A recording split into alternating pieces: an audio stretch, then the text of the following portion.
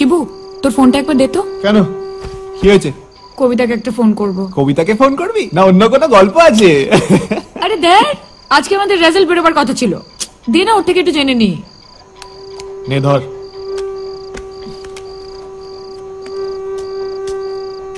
কবিতার নাম্বার তোর মোবাইলে সেভ নেই? যেটা দেখ জান্ডুবাম বলে সেভ করা আছে। জান্ডুবাম? আরে দিনে 50 বার ফোন করে মাথা খায় তো।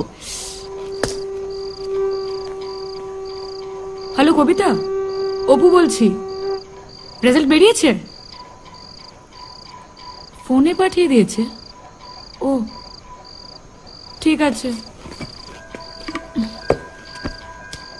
কি হলো? রেজাল্ট ফোনে এসএমএস করে পাঠিয়ে দিয়েছে। আমার তো ফোনটা ভেঙে দিয়েছে বাবা, সিমটাও নেই। এখন কলেজ খুলে রেজাল্ট জানতে পারবো। কি হবে? এমন একটা হাবভাব করছিস যেন মনে হচ্ছে ফার্স্ট ক্লাস বাঁধা, এমনিও ফেল করবি। তুই কি করে জানলি? শিক্ষামন্ত্রী ফোন করেছিল তো, বললো আপনি 3টে সাবজেক্টে ফেল করেছেন। তার মানে বাকি 3টিতে পাশ করেছি? কি মেয়ে ভাইরি তুই, তোর মতো যদি সবাই হতো না তাহলে সুইসাইড রেটটাই কমে যেত। কে বললো তোকে? বল না বল না বল না প্লিজ।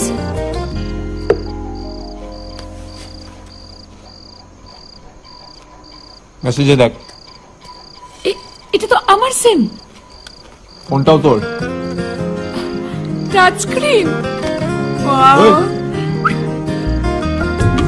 ফোনটা গল্প করার জন্য দিন। হ্যাঁ, সকালবেলা অ্যালার্ম দেবে, উঠে বাড়ির সব কাজ করবে, তাহলেই আমার ফোনের টাকা উঠবে। টাচ স্ক্রিন পুরো কুচুপু। কি বললি? কুচুপু বলেছিলাম। ইস, এসব কে শিখায় তোকে? বাবা মা শিক্ষা দেয়নি? সব পাগল।